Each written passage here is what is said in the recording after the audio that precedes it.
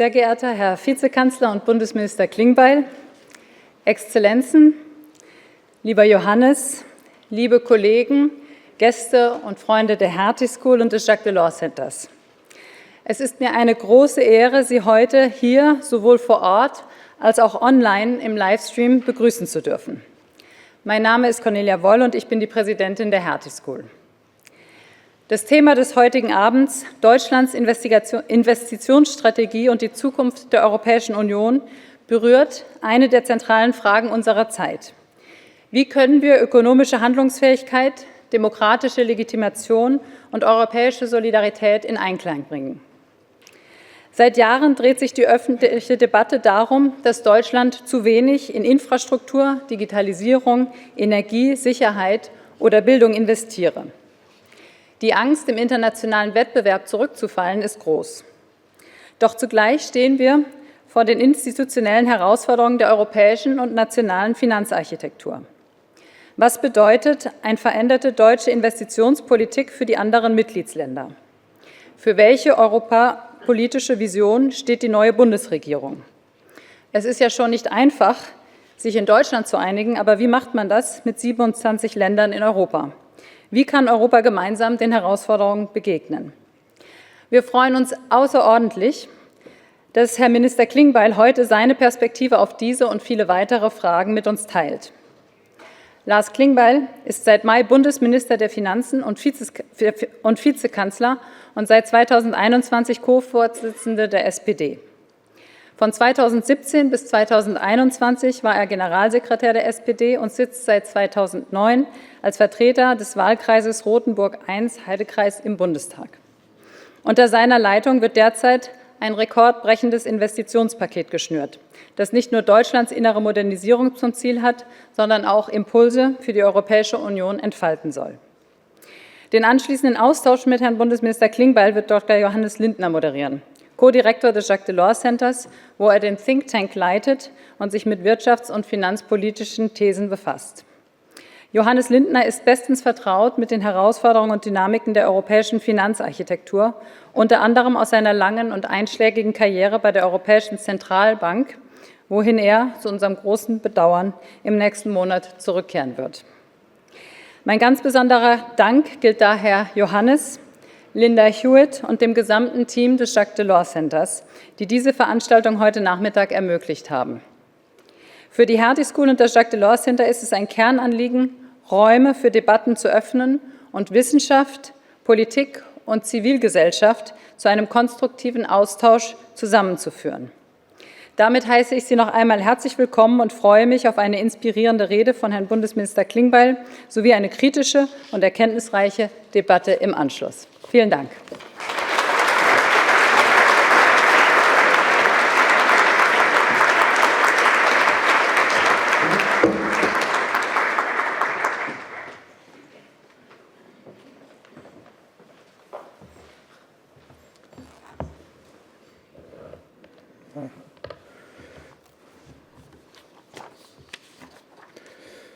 Sehr geehrte Frau Woll, Exzellenzen, sehr geehrte Vertreterinnen und Vertreter vom Diplomatischen Korps, liebe Studierende, liebe Dozenten, lieber Johannes, liebe Gäste, sehr geehrte Damen und Herren, ich freue mich sehr, dass ich heute auf Einladung des Jacques Delors Instituts hier an der Hertie School über die Gegenwart und die Zukunft Europas reden kann.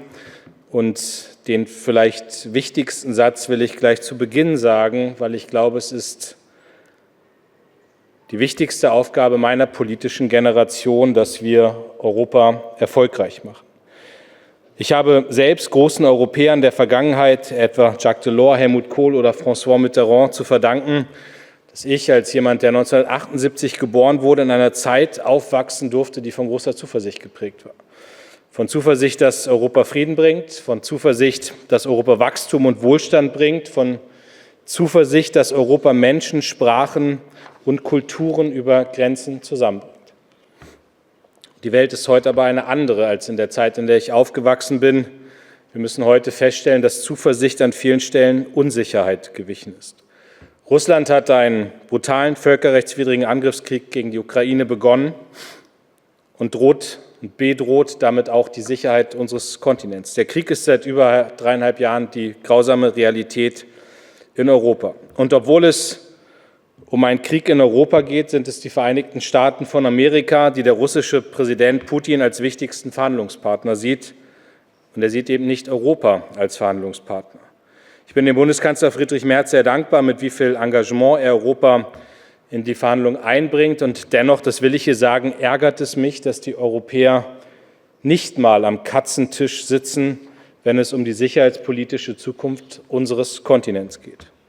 Und auch der Zolldeal zwischen der EU und den USA zeigt, dass wir als Europa noch viel zu tun haben. Wenn der größte Binnenmarkt der Welt ein robustes Wachstum hätte, wenn er breit diversifizierte Handelsbeziehungen vorweisen könnte, dann wären wir nicht darauf angewiesen, einen nachteiligen Zolldeal einzugehen.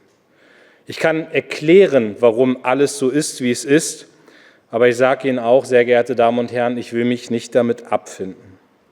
Europa stand schon einmal nur am Spielfeldrand, auf dem Großmächte miteinander rangen. Damals ging ein Riss durch Europa im Konflikt zwischen Ost und West und es waren große Europäer, die dem etwas entgegensetzten. Die Generation von Delors, Mitterrand, Kohl, auch Willy Brandt. Sie haben für die europäische Idee gekämpft. Für sie wurde die europäische Integration zur Lebensaufgabe. Und wir nachfolgenden Generationen, also auch meine Generation, ich habe den Begriff Generation EasyJet gelernt, hat die Vorteile der Europäischen Union gelebt und konsumiert, aber sie hat fatalerweise sie als selbstverständlich erachtet und zu wenig dafür getan. Meine Generation muss heute also zwei Dinge neu lernen.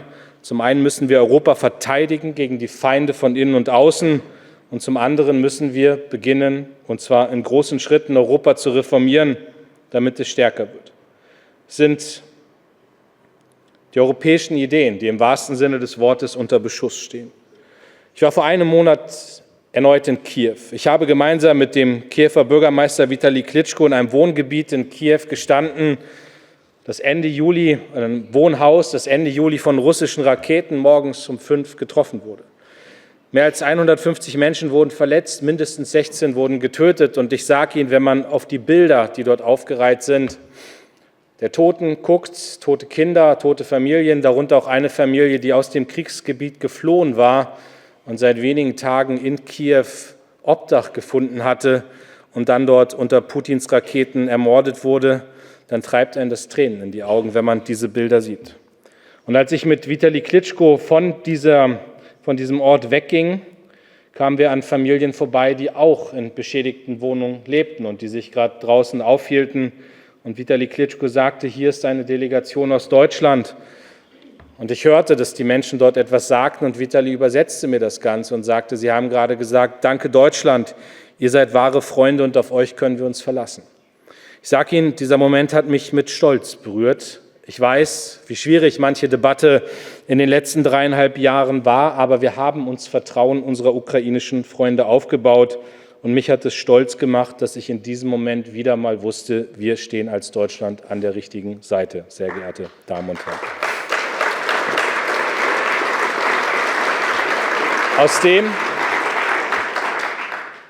Aus dem, was ich dort erlebt habe, was wir seit 3,5 Jahren erleben, erwächst allerdings eine riesengroße Verantwortung. Die Ukrainer schauen nach Deutschland, sie schauen nach Europa, sie kämpfen für die europäische Idee. Ein Leben in Frieden, in Freiheit, in Selbstbestimmtheit und bei allem Leid, was die Ukraine erlebt, die Aussicht auf Europa gibt dort in Kiew, in der Ukraine, Hoffnung. Und Gleiches sehen wir übrigens auch, wenn wir nach Georgien schauen, wo Hunderttausende Menschen mit der Europafahne, mit der Europaflagge auf die Straße gehen, wo viele junge Menschen intensiv Fremdsprachen wie Englisch, Deutsch und Französisch lernen, weil sie Europa als Schlüssel zu Chancen, zur Mobilität und zur Zukunft sehen. Die georgisch-deutsche Autorin Nino Harachvili hat vor kurzem eine Sammlung von Essays mit dem Titel Europa wach auf veröffentlicht. Sie schreibt darin, ich zitiere, aber Europa, deine Ränder schmelzen. Und die Albträume kriechen über die Schutzmauern. Die Welt zieht immer engere Schlingen um dich.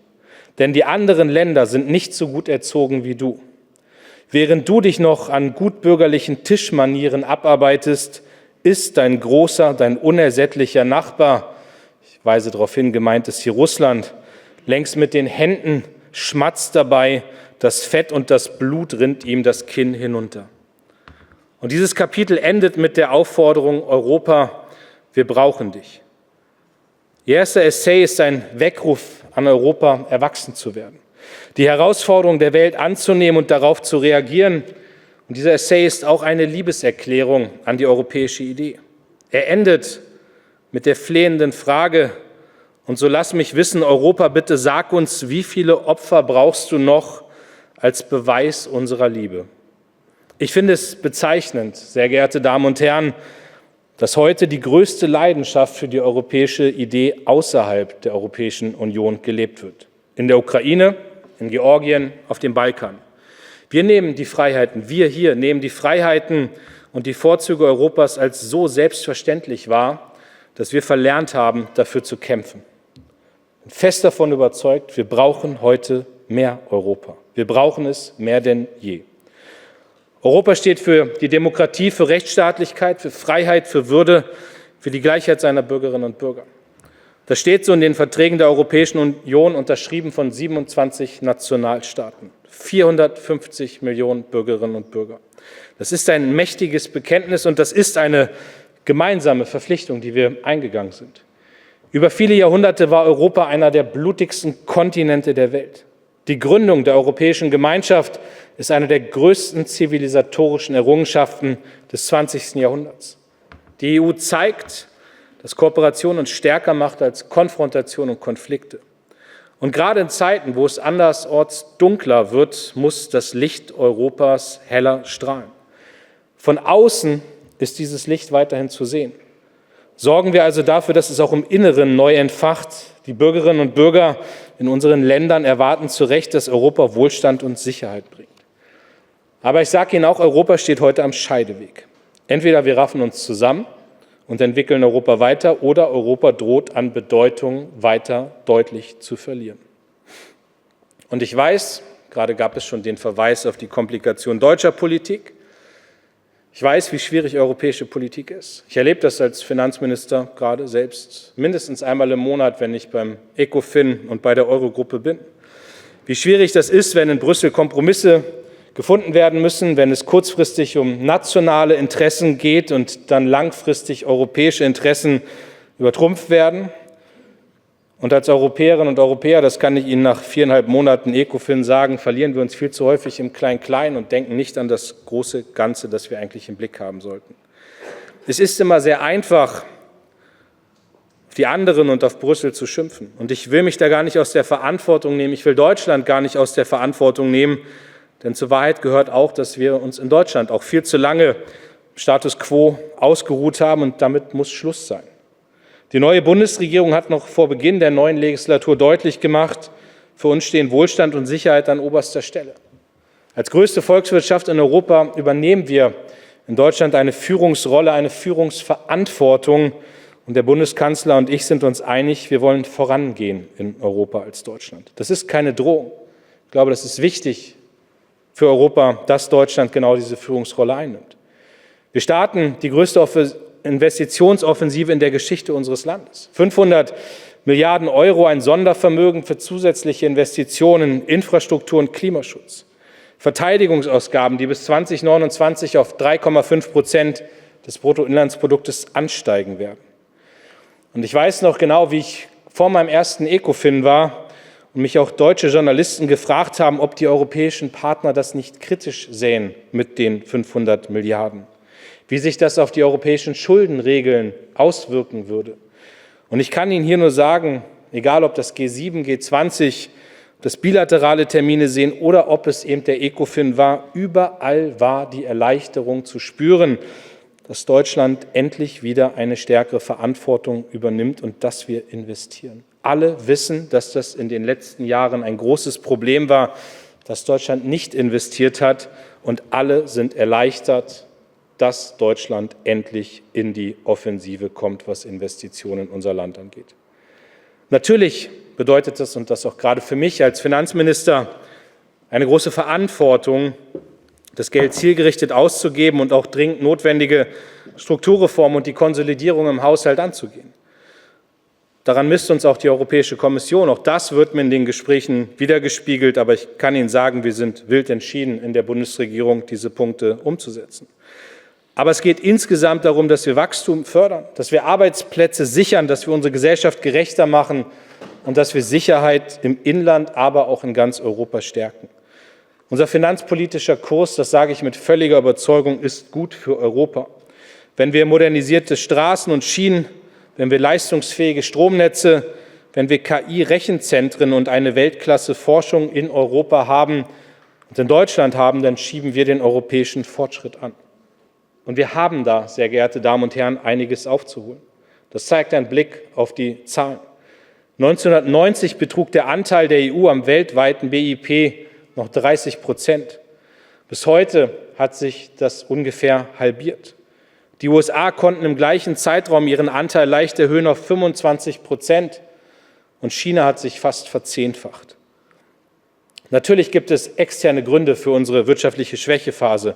Nicht zuletzt die Pandemie, der Krieg Russlands gegen die Ukraine, die Energiekrise. Aber ich sage Ihnen auch, die Probleme liegen tiefer und sie dauern an. Für vieles tragen wir selbst die Verantwortung und ich bin der festen Überzeugung, den Status quo zu verteidigen, bringt uns nicht weiter. So wie in Deutschland braucht es auch in Europa Investitionen und Reform. In meiner Arbeit als Vizekanzler und Finanzminister sehe ich 6 Kernbereiche, um Europa voranzubringen. Eine Sekunde. Ich will Sie noch ein bisschen auf die Folter spannen mit den 6 Bereichen.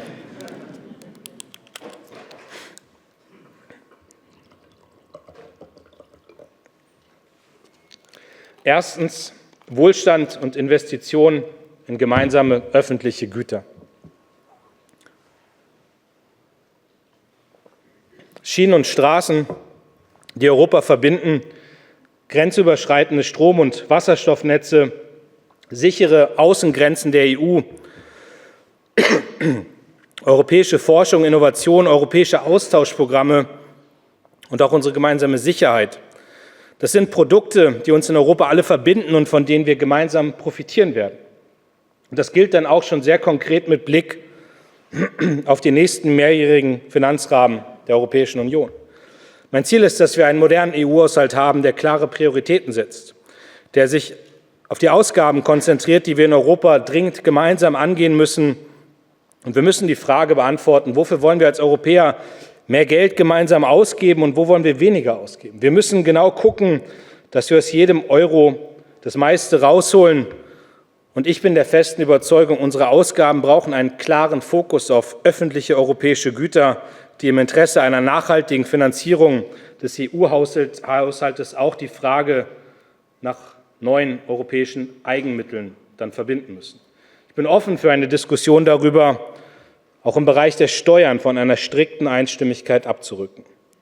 Mein zweiter Punkt, wir müssen die Spar- und Investitionsunion voranbringen. Der EU-Haushalt ist ein wichtiger Baustein, aber wir müssen auch deutlich mehr private Investitionen in Europa mobilisieren.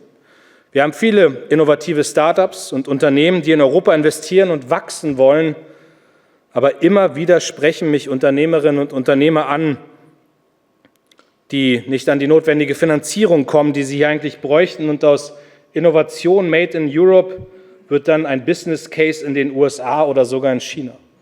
Und dabei sollte unser Anspruch sein, dass aus Innovation Made in Europe auch europäische Champions werden. Noch immer ist der europäische Kapitalmarkt zu fragmentiert.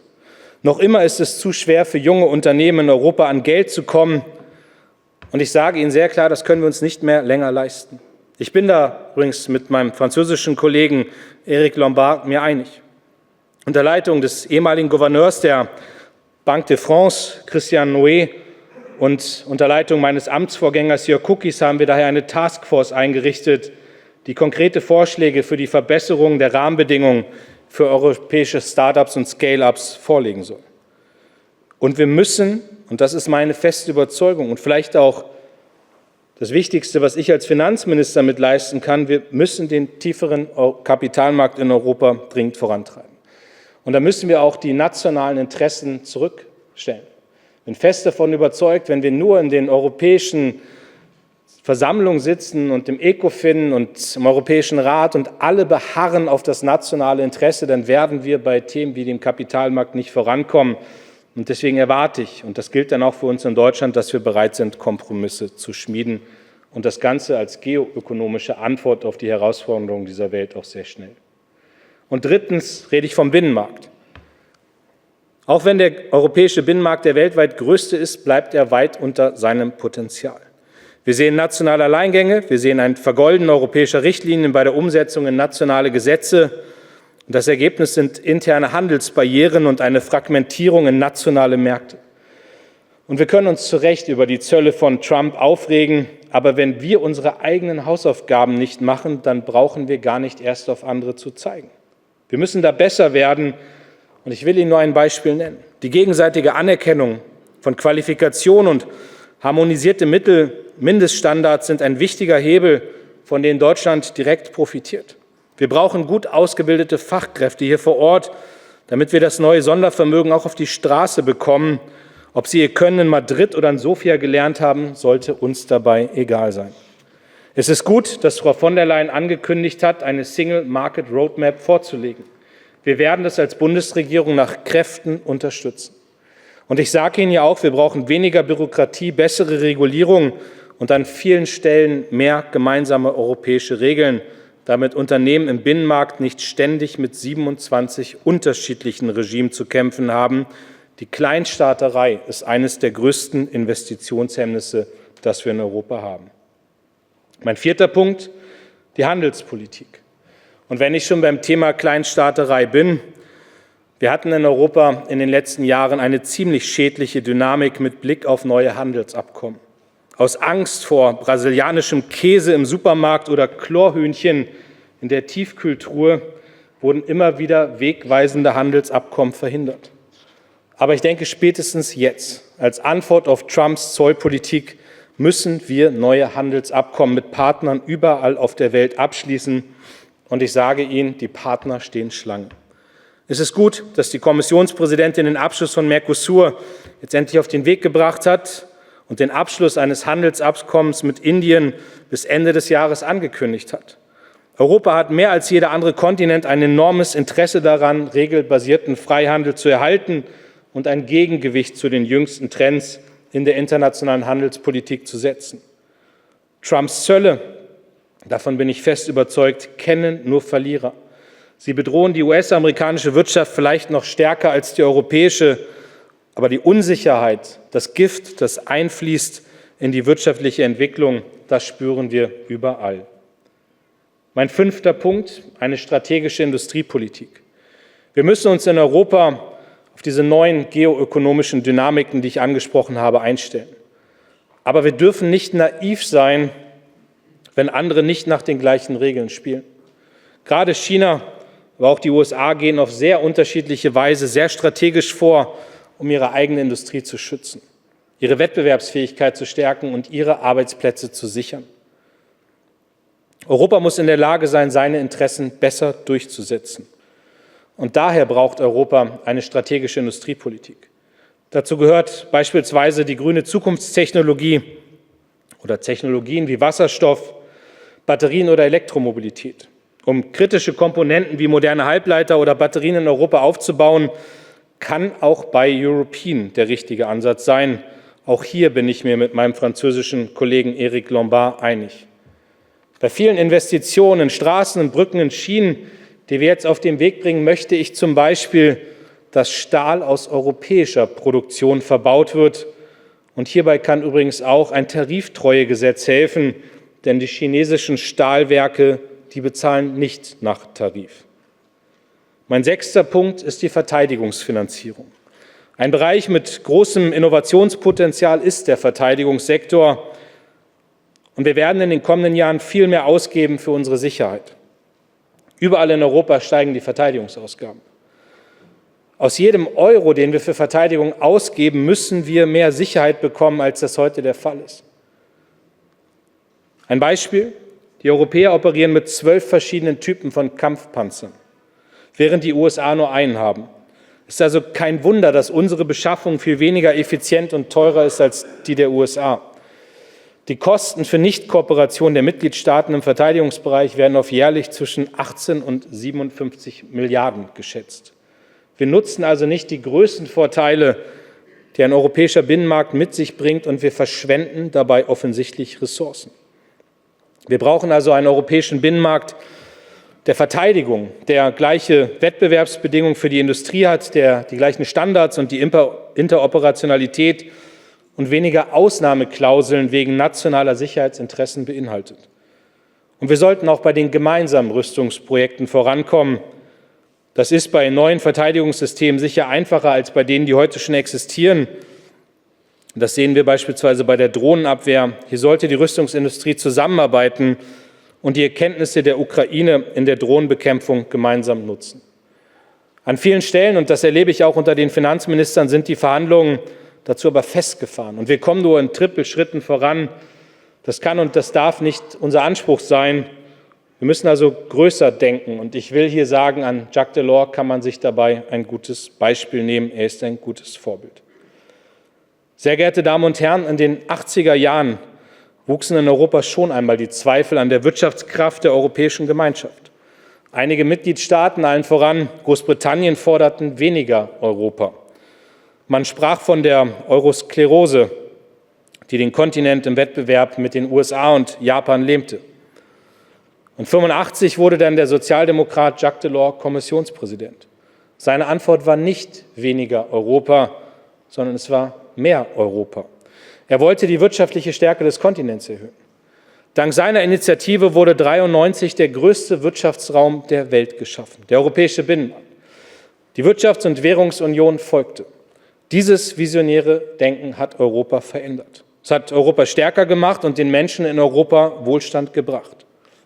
Aber dann, und ich habe es eingangs erwähnt, sind wir irgendwann stehen geblieben und haben uns auf dem Erreichten ausgeruht. Ich bin der festen Überzeugung, wir brauchen heute einen Jacques Delors-Plan 2.0.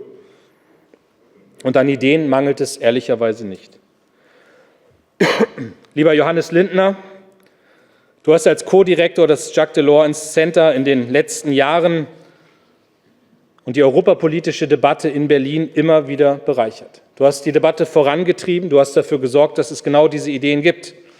Und daher möchte ich dir zum Abschied vom Jacques Delors Center auch noch mal den herzlichen Dank und ich glaube im Namen von uns allen für deine Arbeit aussprechen.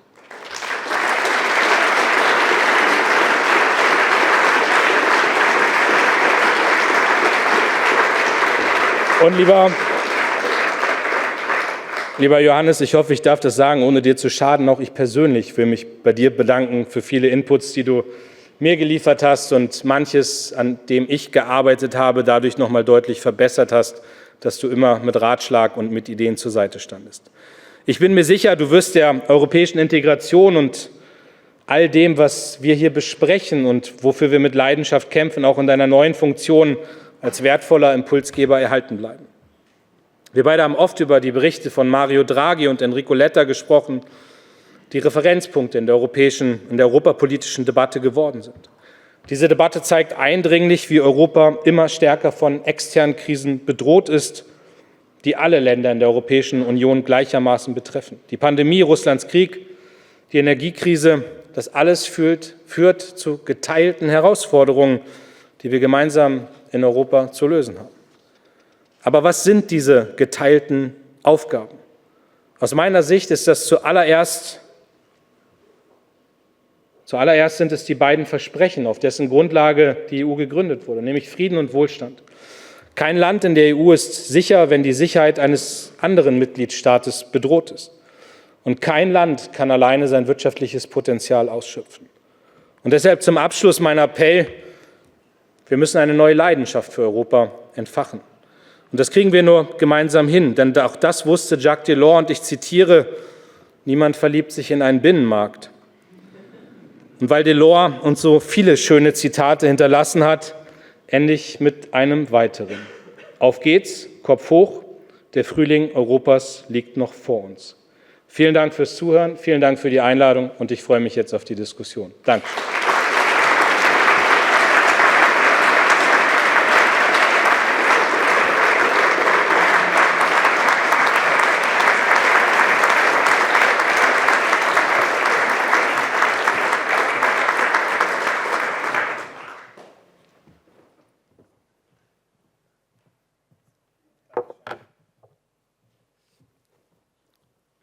Vielen Dank für die starken Worte, für dieses Plädoyer für Europa. Ich nehme zwei Sachen von deiner Rede mit. Das eine ist, es geht darum, Europa zu verteidigen und Europa zu reformieren, und das ist dringend. Und das zweite, du und Deutschland sind bereit, Führungsrolle zu übernehmen, und zwar in zweierlei Hinsicht. Das ist einerseits die Nationalpolitik Europa nutzt und stützt und auf der anderen Seite aber auch gestalterische Verantwortung übernommen wird auf der europäischen Ebene. Ich würde das gern exemplarisch runterbrechen auf einige der Teilbereiche oder Kernbereiche, die du erwähnt hast. Und vielleicht anfangen mit einer der schwierigsten Diskussionen, die Diskussion zum EU-Haushalt. Du hattest selber den MFR, den mittelfristigen, mehrjährigen Finanzrahmen erwähnt.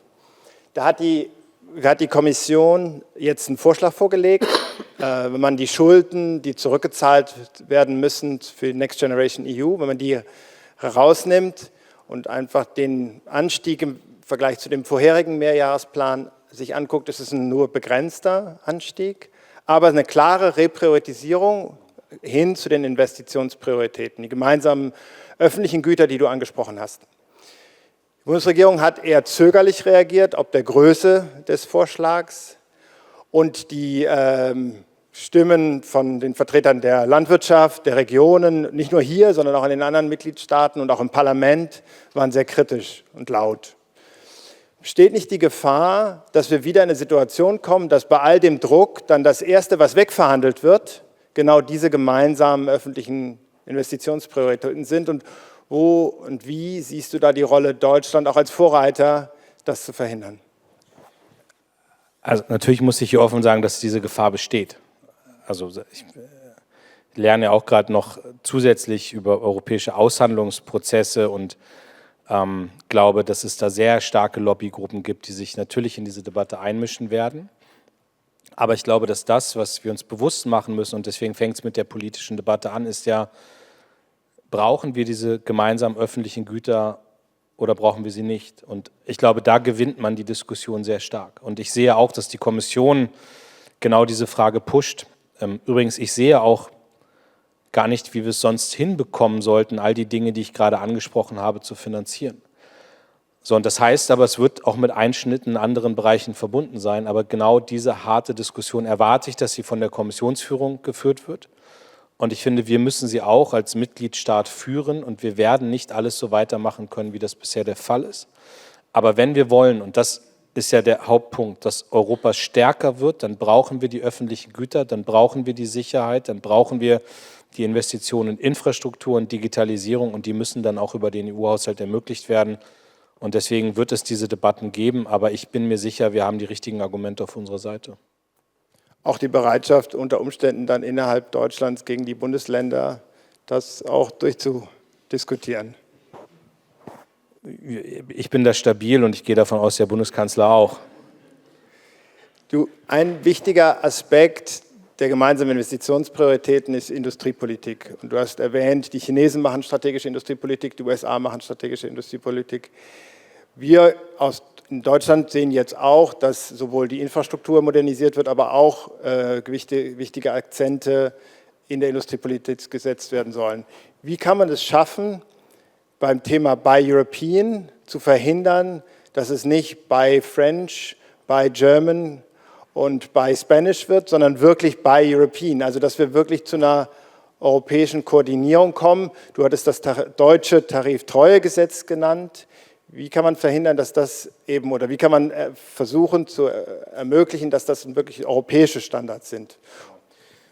Da nehme ich schon wahr, und ich will es einmal hier kurz sagen, ich habe den Eric Lombard, von dem ich wirklich hoffe, dass er auch mein französischer Kollege bleibt, weil ich in diesen 4,5 Monaten eine sehr, sehr intensive Zusammenarbeit mit ihm begonnen habe, und ich hatte ihn neulich eingeladen hier nach Berlin bzw. Brandenburg. Wir waren im Schloss Genshagen, er war sehr beeindruckt. Das ist schon, also wenn man einen Franzosen mit Gebäuden beeindrucken kann, dann hat man immer schon mal was geschafft. Als ich ihm gesagt habe, Weimarer Dreieck und so, dann war er noch begeisterter.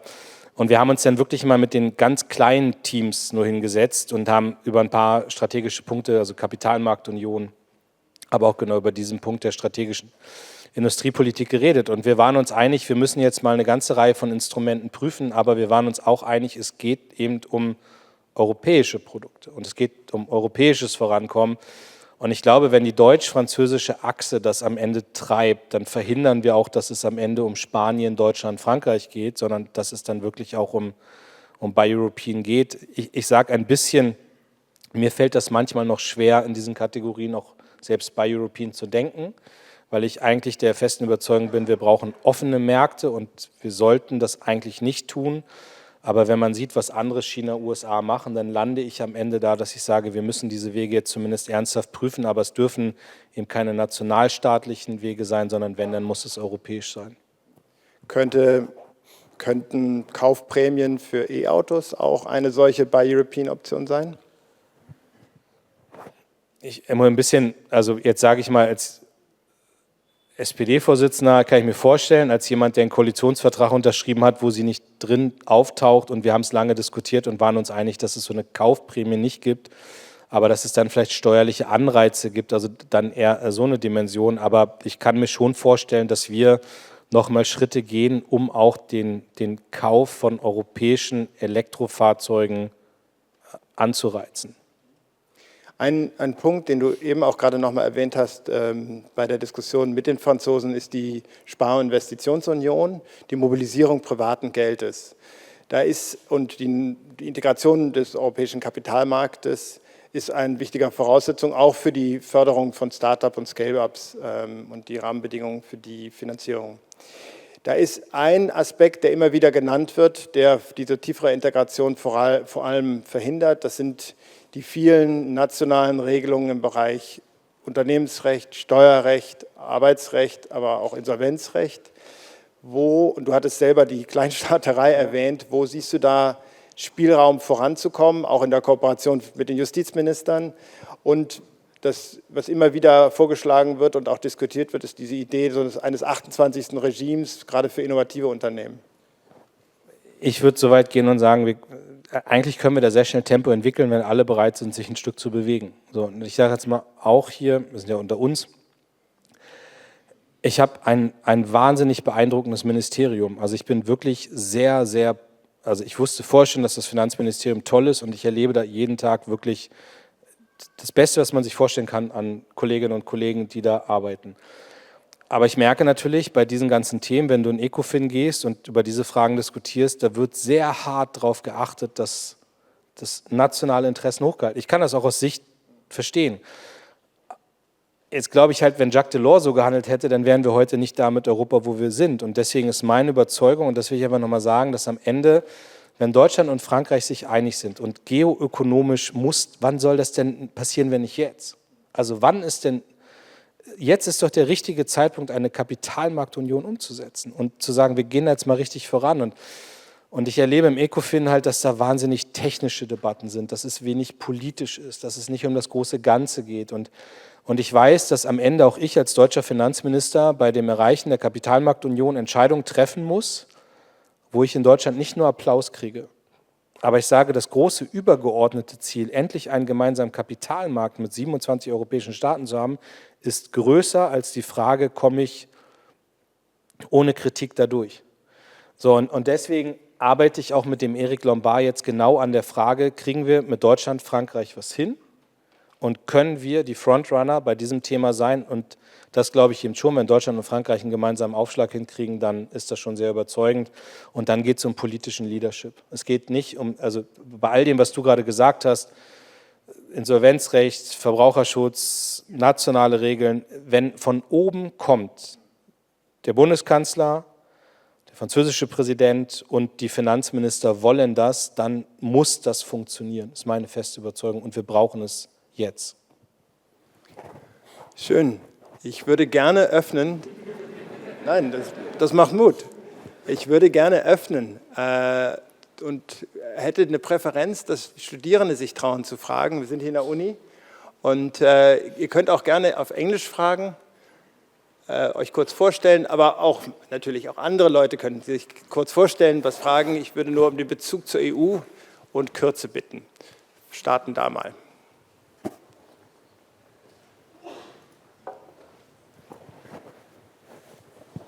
Hallo, guten Tag. Mein Name ist Maximilian Siegler. Ich habe gerade meinen Abschluss gemacht, also noch so halb. Meine Frage bezieht sich auch auf dieses Thema der Kapitalmarktunion. Und mich würde interessieren, wenn Sie sprechen von Entscheidungen, die jetzt getroffen werden müssen, ein politischer Wille, der existieren muss, sehen Sie da manchmal auch einfach die Notwendigkeit für einen gewissen Kuhhandel oder dass man diese Sprünge macht, die vielleicht auch Jacques Delors gemacht hätte? Und vielleicht noch eine zweite Frage in Bezug auf Qualifikation und die gegenseitige Anerkennung dieser. Sehen Sie da auch eventuell Probleme innerhalb von Labor Unions oder anderen Bewegungen, dass man sagt, okay, man möchte nicht unbedingt, ja, es gibt manche Leute, es gibt Interessen, die dagegen sprechen würden. Und wie geht man damit um, vor allem auch als sozialdemokratischer Finanzminister? Vielen Dank. Also erstmal Glückwunsch zum Abschluss. Danke. Naja, und also die erste Frage, ich sehe da ganz vieles, was dagegen spräche, aber ich finde ja, es muss gerade darum gehen, Sachen möglich zu machen. Und auch was Sie gefragt haben gibt es Widerstand, gibt es Gruppen, gibt es Gewerkschaften, andere organisierte Gruppen, das wird es geben. Ich hab gestern eine Rede gehalten im Bundestag, wo es um den Haushalt jetzt hier bei uns ging und wo ich gesagt habe, der Status quo ist unser größter Feind. Das ist meine Überzeugung für die Innenpolitik auch. Wir haben über Jahre eine Politik gemacht und das ist vielleicht sogar vergleichbar mit der europäischen Politik, wo man sich im Status quo sehr gefallen hat. Und mit all den Umwerfungen, die gerade da sind, muss das jetzt vorbei sein, weil wenn wir einfach so weitermachen wie bisher und am Status quo festhalten, dann gehen wir unter. Das ist meine Überzeugung, das gilt für Europa. Und ich habe diese beiden Beispiele am Anfang genannt und ich würde mich wundern, wenn das nicht viele hier im Raum teilen. Mir tut es wirklich weh, wenn wir diesen Zolldeal akzeptieren müssen. Ich verstehe genau, warum man das gemacht hat. Ich verstehe, warum man am Ende sagt, wir nehmen den lieber, als wir nehmen keinen. Und trotzdem teile ich ein völliges Unbehagen über diesen Zolldeal. Und das Zweite ist dieses Bild Trump und Putin in Alaska, wo man ja Angst hatte, dass die beiden jetzt das machen, was sie machen könnten, nämlich die Ukraine fallen lassen. Und dann haben sie alle gefreut, dass es irgendwie nicht ganz so schlimm war. Aber dass Europa da nicht auftauchte, das stört mich. Und jetzt ist ja die Frage, wie kommen wir dahin, dass Europa damit sitzt und damit verhandeln kann und so stark ist, dass wir das nicht mehr akzeptieren müssen. Und da spielt eben die Kapitalmarktunion eine Rolle und vielleicht sogar eine sehr, sehr große Rolle. Also ich würde sagen, es gehört mir zu den Top-Instrumenten, um Europa stark zu machen. Und dann nehme ich gerne in Kauf, dass die eine oder andere Interessensgruppe in Deutschland sauer auf mich ist. Aber am Ende muss ich abwägen und trage die Verantwortung als Politiker, dass ich sage, wo ist die Priorität, und die sehe ich bei der europäischen Entwicklung. Und bei den Fragen der Arbeitsanerkennung, Qualifikationsanerkennung, siehst du da Widerstand von den Interessenvertretungen, gerade der Gewerkschaften oder auch der Berufsverbände? Das wird sicherlich an der einen oder anderen Stelle was geben, aber insgesamt, glaube ich, wissen ja alle, dass wir einen europäischen Markt brauchen und dass wir in die Richtung auch gehen sollten. Oh, jetzt gibt es eine ganze Reihe von Fragen. Ich glaube, wir bündeln noch auch, weil ich weiß, dass der Druck ist da. Ist eine da, hier in Blau, dann dahinter, ich mache erstmal noch eine studentische Runde, hier vorne in Rot. Also wir fangen erstmal da an und dann gehe ich dann weiter. Okay. Ruhig aufstehen. Ja. Kurz. Aufstehen? Ja, bitte. Hallo. Oh, schön. Ja. Herr Klingbeil, in Ihrer Rede spielte das Klima kaum eine Rolle. Ich glaube, Sie haben es einmal erwähnt. Deutschland und Europa waren unter der letzten Bundesregierung federführend daran beteiligt, Sachen durchzubringen wie das Verbrennerverbot. Und jetzt hört man aus der Union, dass da daran ein bisschen gerüttelt wird. Ich habe auch neulich was gelesen, dass auch aus der SPD erste Stimmen sich dafür aussprechen, wieder ein bisschen mehr Flexibilität walten zu lassen. Und jetzt ist meine Frage, sind Sie dafür sozusagen bei dem Verbrennerverbot sich an den Klimazielen festzuhalten, oder sehen Sie auch, dass da sozusagen man in puncto Klima wieder auf den alten Weg der Flexibilität und der Wettbewerbsfähigkeit rücken muss? Danke. Hier vorne? Könnt ihr hier vorne nochmal? Genau, bitte. Ja, Entschuldigung. Wir wollen ein bisschen sammeln. Ich bin Annika Kessel, aktuell Studentin an der Hertie und studentische Mitarbeiterin in der SPD-Fraktion. Volle Transparenz. Keine bestellte Frage. Nein. Das sind meistens die größten Kritiker. Nee, ich glaube, allen hier im Raum ist die Bedeutung der EU klar. Ich bin allerdings in der Direktkommunikation und muss da feststellen, dass es einen zunehmend größer werdenden Anteil an BürgerInnen gibt, auch nicht nur in Deutschland, denen die Bedeutung und auch das Potenzial der EU nicht mehr so vor Augen ist. Und da würde mich interessieren, wie erreicht man die Leute wieder? Wie kriegt man die wieder mit ans Boot, ohne irgendwie die Sachen zu sagen, die sie wahrscheinlich schon wissen, seit sie klein sind? Ja, sehr gut. Noch eine letzte Frage dahinter. Kann ich auf Englisch sprechen? Ja, bitte. Yeah.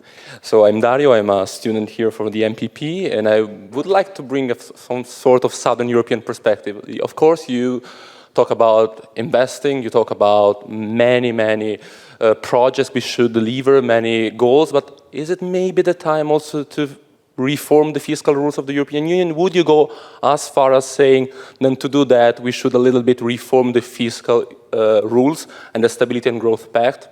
What's your position on that? Thank you so much. Is it okay to answer in German? So, ja. Also, wir haben ja gerade die Reformen gehabt. Ich sehe Stand jetzt keine Notwendigkeit, jetzt in weitere Reformen reinzugehen. Aber man muss das beobachten. Aber Stand jetzt sehe ich keine Reformnotwendigkeit. Die Frage, wie man Menschen erreichen kann, das ist ja ein bisschen das, was ich versucht habe am Anfang zu sagen. Ich glaube, dass die Europa lieben, sich zu sehr ausgeruht haben, dass das ja alles schon irgendwie da ist und so Gott gegeben ist. Und das ist eben gerade unter Druck. Und ich meine, ich habe heute wieder so einen ganzen Vormittag da im Parlament verbracht vor einer keifenden Fraktion. Also ich darf auf der Regierungsbank sitzen und muss, aber damit verbunden jetzt vor der AfD sitzen. Und die erzählen ja die Geschichte, dass Europa uns schwach macht. So, und ich glaube, das ist genau der Kampf der Erzählung. Wir müssen die Geschichte erzählen, dass Europa uns stark macht. Ich habe bewusst damit angefangen, dass ich gesagt habe, es ist das wichtigste politische Projekt meiner Generation, Europa stark zu machen. Und ich glaube ehrlicherweise auch, dass es das wichtigste nationale Anliegen ist, dass wir ein starkes Europa haben. Deutschland wird nur stark sein können, wenn wir ein starkes Europa haben. Und diese Geschichte müssen wir erzählen. Und zwar allen erzählen. Die müssen wir den Industriearbeitern und der Supermarktkassiererin erzählen und nicht nur in universitären Kreisen. Und das sage ich gar nicht jetzt despektierlich, aber wir müssen das raustragen zu den normalen Menschen. Und das heißt nicht, dass Studierende nicht auch normale Menschen sind, aber jeder weiß, was ich meine, weil wir uns einfach ausgeruht haben darauf. Und ich habe es ja versucht, auch in den Bildern zu zeichnen. Wenn wir eine starke Industrie wollen, dann wird das nur mit Europa funktionieren. Wenn wir einen starken Binnenmarkt haben, dann wird das dazu führen, dass jeder einzelne der 27 Nationalstaaten einen Wohlstand hat. Aber wenn wir in Europa da versagen, dann merken das eben auch alle 27 und die 450 Millionen Bürgerinnen und Bürger. Und ich glaube, so kann man die Geschichte erzählen. Und was den Klimapunkt angeht, will ich einmal hier sehr klar sagen, wir sind uns einig in der Bundesregierung, dass wir an den Klimazielen 2040 festhalten. So, das ist auch im Koalitionsvertrag, das war mir sehr wichtig, da festgeschrieben. Und ich sage ja auch sehr klar, ich bin fest davon überzeugt, die Zukunft der Automobilindustrie ist elektrisch. Die Chinesen hauen da nicht umsonst Milliarden rein. Die haben schon eine Idee, wie die Zukunft der Automobilindustrie aussieht. Und trotzdem werden wir uns jetzt beim Automobildialog hinsetzen und werden natürlich mit den Betriebsräten und mit der Automobilbranche darüber reden, wie wir dafür sorgen können, dass die Arbeitsplätze hier in Deutschland und in Europa gesichert werden, ob man dafür mehr Flexibilität braucht, aber ein Rütteln an den Klimazielen 2040 kommt dabei, so denke ich, für keinen von uns in Frage. Aber ich will mir gerne anhören, welche Vorschläge es da gibt und finde auch, wir müssen da immer pragmatisch und am Ende nicht ideologisch sein. Aber wir dürfen nicht, weil jetzt Klimapolitik gerade vielleicht nicht ganz so vogue ist wie vor ein paar Jahren, dürfen wir die Ziele nicht in Frage stellen. Da bin ich absolut klar. Erlaubst du noch 2 Fragen? Ja. Da hinten ist eine nicht studentische und hier vorne noch eine studentische. Nicolas Veron. Ja, ich bitte um Entschuldigung, dass ich auf Englisch frage. Nicholas Aron at Bruegel in Brussels and Peterson Institute in Washington, D.C. My question, Minister, is about the Savings and Investment Union and specifically about supervision of capital markets, because practitioners know very well that even if you have very well harmonized rules, if they're implemented in different ways in 27 different countries, if they're enforced in different ways, you will have market fragmentation. So this question of supervisory integration is very old. It has been debated at great length. It has taken a new life, I think, in the last 2 years with a suggestion by Christine Lagarde of a European SEC. Is that an issue on which you will also make common proposals with your French colleague? Thank you. Und noch die letzte Frage hier mit der beigen Kappe.